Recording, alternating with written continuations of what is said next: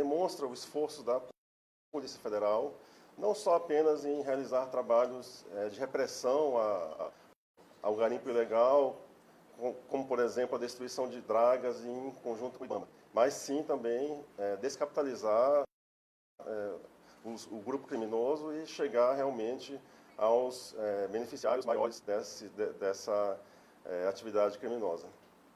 Doutor, como é que funcionava o esquema? Eu vou passar para a equipe, para os delegados, coordenadores da operação, presidente do inquérito, que eles vão responder os detalhes.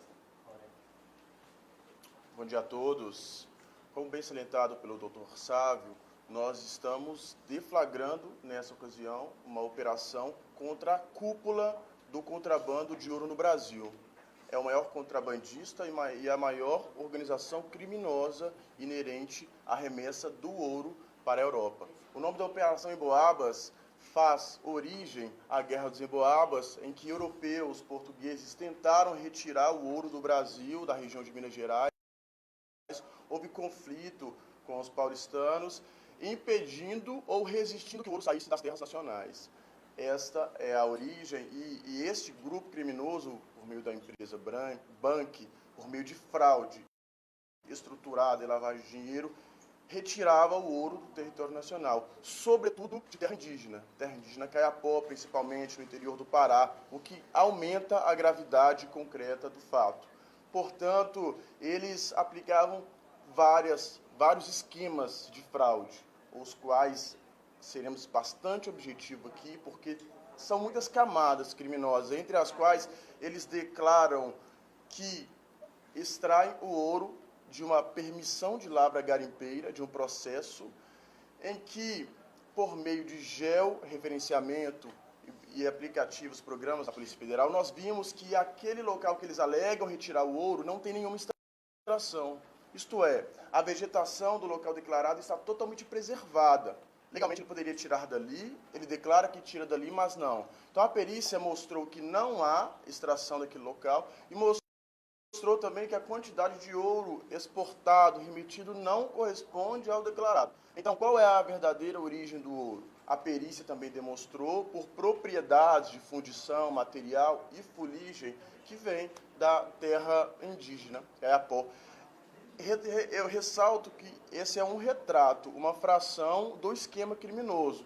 Todavia, esta organização criminosa tem outras atuações com outros ramos e várias outras empresas. Em resumo, por meio de fraude, adquirem ouro ilícito de garimpo e, por meio de fraude também sem autorização, fazem a remessa para a Europa. É bom salientar também que, nos termos da legislação, apenas DTVMs, detentoras de valores imobiliários, títulos de valores imobiliários, que podem fazer a primeira venda, a primeira compra do ouro. A empresa Bank exerceu a atividade de DTVM sem autorização do Banco Central, por isso entendemos mais uma infração penal. Portanto, é vasto o rol de infração penal cometida por essa empresa e é vasto o rol de fraudes, sobretudo lavagem de dinheiro. Essa operação não pega apenas pessoas, mas descapitaliza a organização criminosa. Isso é, nós tiramos toda a lucratividade, todo o produto do crime por meio de sequestro de veículos de luxo, mais de 10 veículos sequestrados nessa data, sequestro de bens imóveis, a residência em que ele mora está avaliada em mais de 6 milhões. Concomitantemente, pedimos o sequestro total, que o valor foi de aproximadamente 5,7 bilhões de reais. Então, o propósito da Polícia Federal nessa ocasião não é apenas prisão, mas asfixiar a estrutura patrimonial e financeira da organização criminosa. Proceder às perguntas agora. Doutor, Gente, tem tem os uma alvos da ordem, operação. pessoal, bom dia. Tem uma ordem que a gente vai seguir das perguntas, tá? Primeiro é a rede amazônica. Queria que o senhor explicasse para a gente como é que funcionava o esquema e também quem são os presos. Como o Dr. Vinícius mencionou agora, o esquema criminoso ele possui diversas camadas. A primeira camada dela, que foi já mencionada, é a utilização de permissões de lavra garimpeira sem nenhum tipo de utilização. Foi identificada através de sistema de geoprocessamento, de análise de satelitais, que eles diziam que retiravam o ouro de uma certa região, quando, no entanto, foi identificado que aquele ouro saía de outro local, e não do local que, de fato, era tido como aquele que era permitido retirar o ouro, como o Dr. Vinícius já mencionou, de terras indígenas, notadamente. Também é necessário informar a existência de esquemas de esquentamento do ouro através da utilização de um imposto de renda de um indivíduo chamado Werner Riedel. Esse indivíduo ele possui um patrimônio declarado na Receita Federal de mais de 20 bilhões em ouro. Então, é uma quantidade exorbitante, e ele utiliza esse patrimônio que supostamente ele adquiriu ao longo de muitos anos para fazer a venda de ouro na modalidade mercadoria para o alvo principal, que é o Brubeck. Então, o alvo principal, ele fazia essa comercialização com o austríaco, dizia que comprava, na verdade, do austríaco, quando, na verdade, ele estava retirando esse ouro de terras indígenas, né? Então, esse daí era uma nova modalidade. Como foi mencionado, são diversas estratificações. Isso foi uma investigação muito complexa, que foi desenvolvida pela Polícia Federal desde 2020. O flagrante foi realizado, a investigação se iniciou através de um flagrante realizado no ano de 2020, quando o mesmo alvo principal ele foi preso com 35 quilos de ouro, e foi nessa ocasião que foi identificado que aquele ouro tinha saído de terras indígenas. A partir daí, demos continuidade às investigações e foi descoberto todo esse esquema estratificado e extremamente complexo de se investigar. Demorou mais de 3 anos para a gente, de fato, conseguir chegar ao topo da organização criminosa. Record. Quantos presos no total e quantos mandados de busca e apreensão? Doutor Vinícius, fala assim. Tudo bem? Meu nome é apresentado, meu nome é Vinícius de Paula, eu presido esse inquérito dessa investigação. Nessa operação tivemos 2 presos por prisão preventiva, expedido judicialmente, e no momento desta coletiva estamos em processo de prisão em flagrante, analisando o caso concreto, mas a princípio são 2 presos em flagrante. Pode, no decorrer do dia, ocorrer novas prisões em flagrante, porque a operação está em andamento, tem equipes nos imóveis, tem equipes nas empresas, as diligências de exploração estão sendo feitas, e no decorrer do dia esse número pode aumentar. Em relação aos mandados de busca e apreensão? Com relação aos mandados de busca e apreensão, foram expedidos apenas 2 mandados de prisão, e todos 2 foram exitosos. Tivemos 100% de êxito nas prisões, nas nossas expectativas. No aspecto dos mandados de busca e apreensão, foram 5 estados no Brasil, 8 municípios, e foram 17 mandados de busca e apreensão. Ademais, tivemos também medidas para as empresas, para frear a lavagem de dinheiro, medidas de suspensão de atividade empresarial. As empresas tiveram sua atividade diante da junta comercial dos cartórios suspensos pelo prazo de 180 dias. Todas as empresas envolvidas no esquema. Também tiveram pessoas com medidas cautelares diversas da prisão, como proibição de contato com outros investigados. Tivemos também proibição de sair do país e apreensão de passaporte. Tudo isso para solidificar e fortalecer a instrução probatória e investigação, para que não haja prejuízo e fuga dos envolvidos e dos investigados. Tem um detalhe aí. Só para destacar as prisões em flagrante que estão sendo realizadas. Derrubei o celular de alguém, desculpa. As prisões em flagrantes que estão sendo realizadas, realmente, elas vêm a corroborar, né, a fortalecer já o bojo probatório do inquérito policial, né?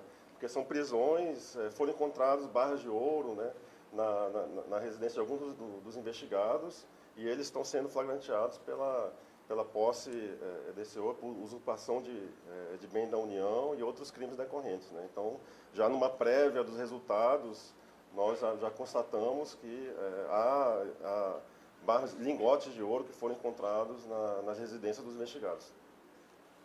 Record News. Não? Encontro das Águas. TV A Crítica.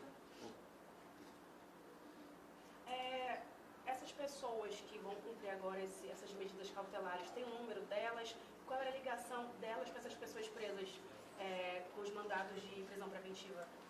Bem, a prisão preventiva é o último recurso. A prisão é o último recurso. Se medidas cautelares diversas da prisão forem suficientes, assim que decidimos. Então, essas pessoas não apresentavam necessidade imediata de prisão preventiva, por isso foram declaradas medidas alternativas à prisão, diversas à prisão. São especificamente duas, são os pais, os genitores do alvo principal.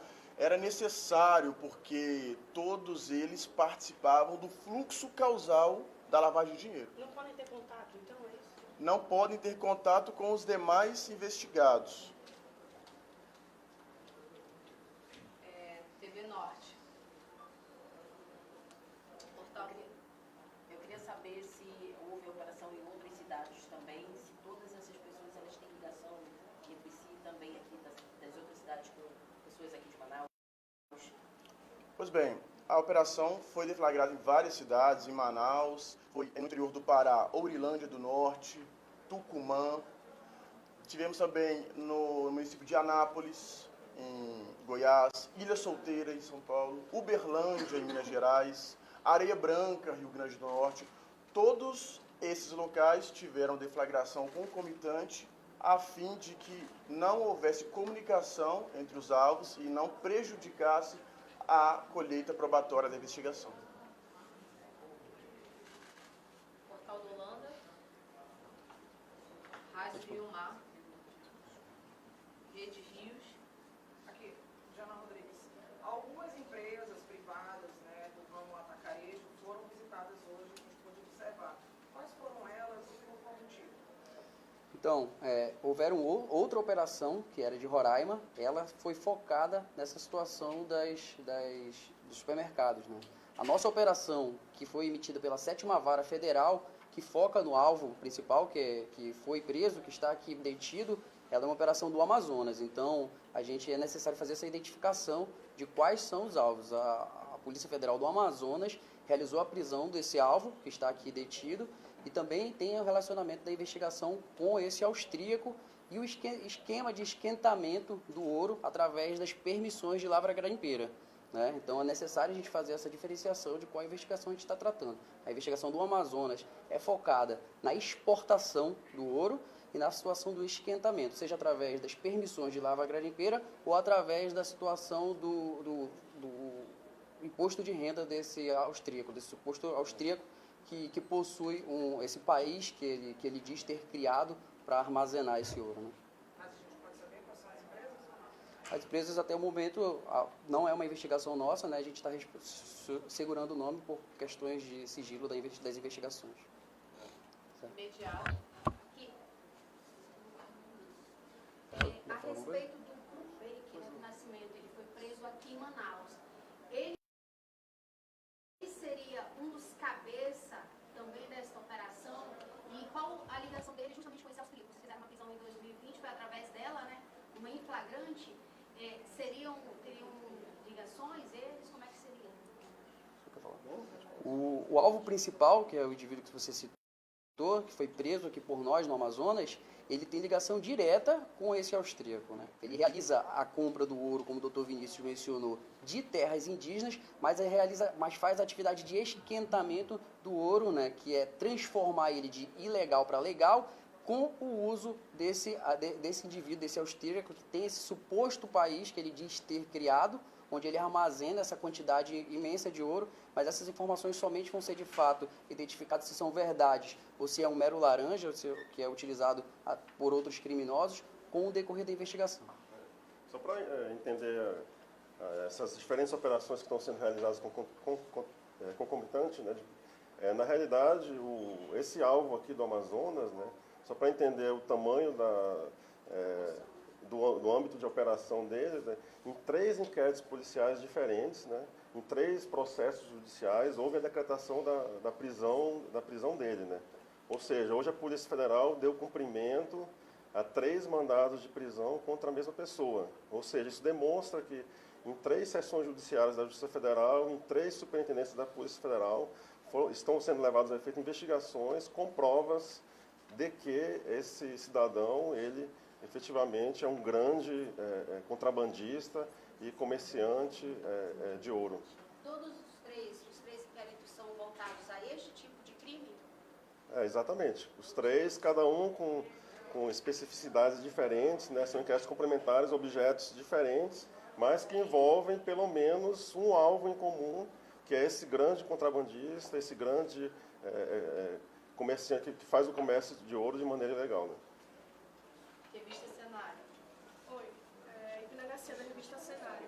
Eu queria saber onde que fica esse país independente que ele diz que criou, né? Em que localidade ficaria isso? E quais são as terras indígenas que foram localizadas? Porque em 2020 o ouro vinha da terra Munduruku, Sauré, Maiugu e Sai Cinza. Eu queria saber se teve outras terras indígenas onde eles estariam fazendo essa extração, porque também estavam falando sobre terra indígena Yanomami por conta da relação com a Venezuela e os supermercados na outra operação. Quanto à situação do país que você mencionou, a gente já está tratando sobre isso, que não tem como saber se de fato existe esse país, existe um site onde ele demonstra a existência desse suposto país, mas somente ao decorrer da investigação vai entender se isso daí só não é uma forma de lavagem, onde ele afirma ter esse ouro e de fato quando a gente vai constatar pela dinâmica dos fatos, ele só é utilizado para fazer esse intermédio, essa comercialização, utilizando esse suposto imposto de renda que ele diz ter. Né?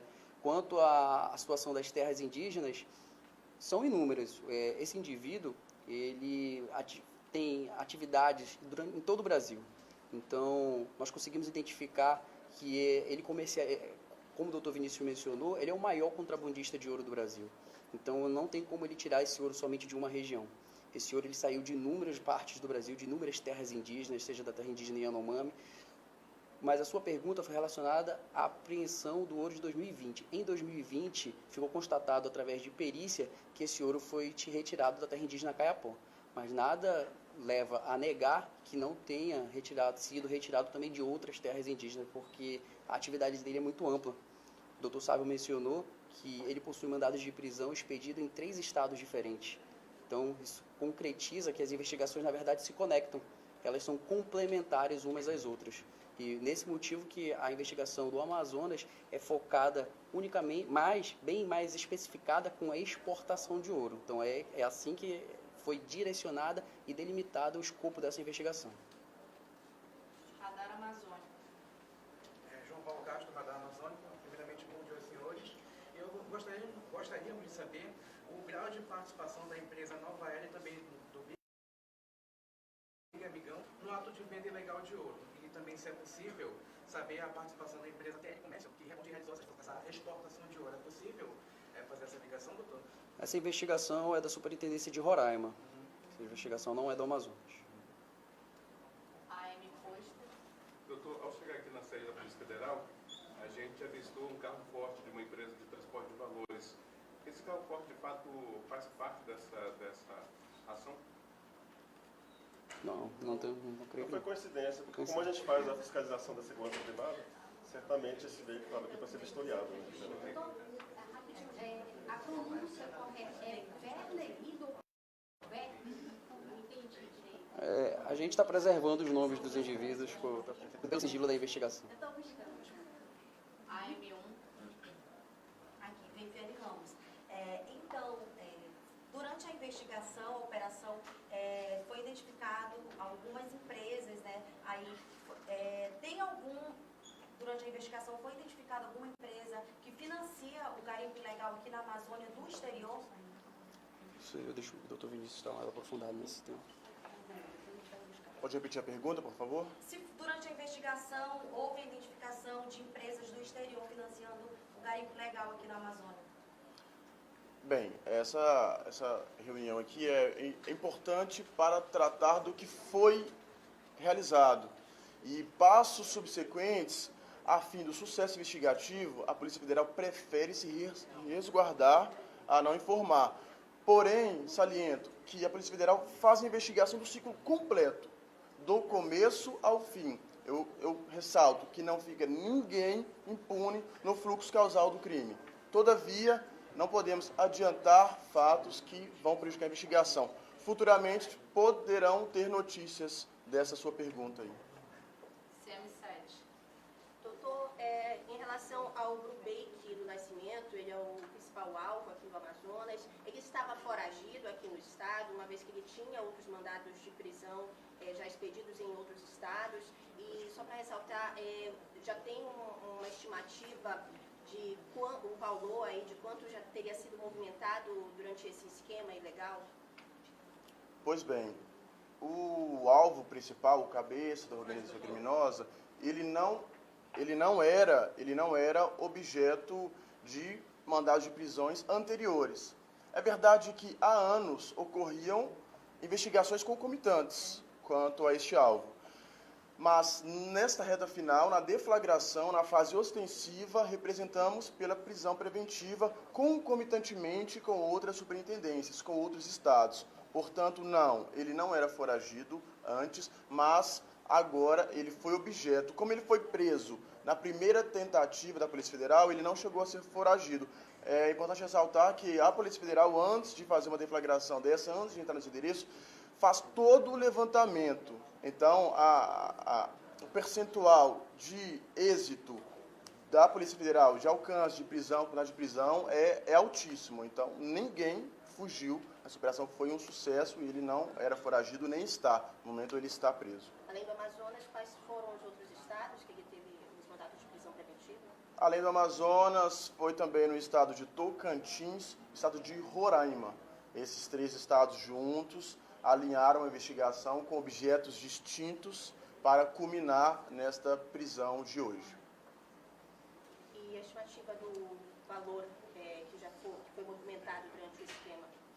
Bem, esse grupo criminoso fez apenas no ano de 2022 exportação de mais de R$1 bilhão.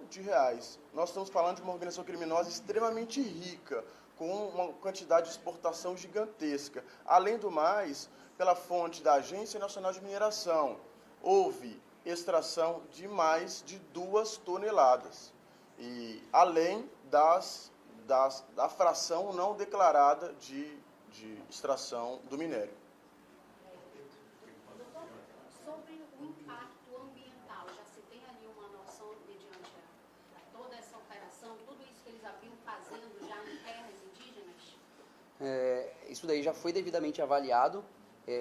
O impacto ambiental foi, através de perícia, constatado que gerou mais de 5,6 bilhões em danos à União, só de impacto ambiental decorrente da lavra ilegal dessas regiões, que ele diz que retira de fato ouro e não retira, ele retira sim de terras indígenas. E houve algum tipo de contaminação nos rios ou algum tipo de questão de saúde para os indígenas? Com certeza, a gente vem acompanhando o que acontece nas terras indígenas e Yanomamis. O ouro no Amazonas, notadamente no Amazonas, ele não existe sem 2 coisas. A primeira é combustível, a segunda é mercúrio. Então, todo garimpo ilegal, ele advém do mercúrio, que é um material altamente contaminante, que traz danos tanto para as pessoas que vivem ao redor, que vivem ali naquelas comunidades indígenas, quanto também para o meio ambiente, lençóis freáticos, animais e demais pessoas que necessitam usufruir daquele bem material que é a natureza. É isso. Muito obrigado a todos. Obrigado. Só a gente fazer uma foto, vocês. Só fazer a foto. Esse é o grupo. Doutor? Esse é o grupo aí, né? Tipo, doutor, era só Ariel, Deixa eu fazer a foto. Deixa eu fazer a foto. Fazer foto. Acho que tem que estar centralizado.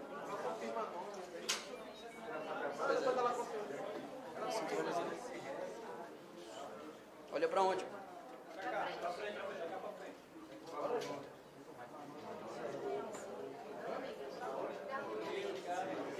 Antigamente fotografava os presos, agora é o delegado que está fotografando.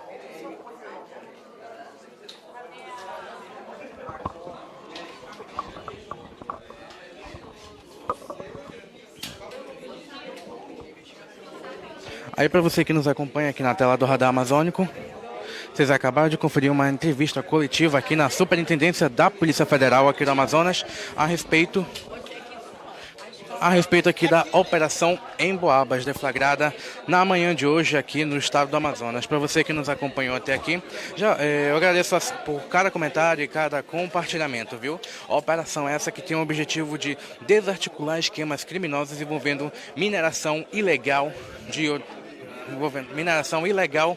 de ouro, viu? Além aqui no Amazonas foram cumpridos mandados em Boa Vista e Pacaraima, ambos em Roraima, Normandia, Roraima também, Manaus, Anápolis, Goiás, Campos Lindos de Goiás e também no município de Tucumã, no Pará, viu? Como falei anteriormente, a operação essa que foi deflagrada nas primeiras horas da manhã de hoje. Desde cedo, os agentes da Polícia Federal estão nas ruas para fazer aí esse trabalho. E eu quero ressaltar também que o supermercado Nova Era, né, ali da Torquato Tapajós, foi visitado pelos agentes da Polícia Federal na manhã de hoje. E em nota, o Nova Era informou que recebeu em seu prédio administrativo a visita dos agentes da Polícia Federal com a finalidade de coletar informações relacionadas a vendas de exportações.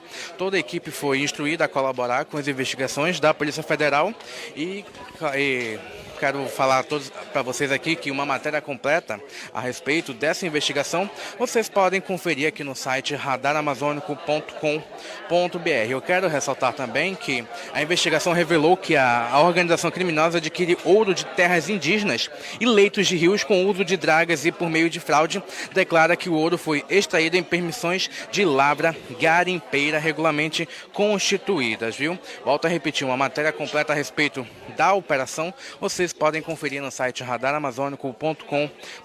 E para você que nos acompanhou até aqui, obrigado pela sua audiência, obrigado por cada comentário e cada compartilhamento. Lembrando, você quer fazer uma denúncia do seu bairro, da sua comunidade, é só enviar uma mensagem para o nosso WhatsApp, que é o 995 24 85 80.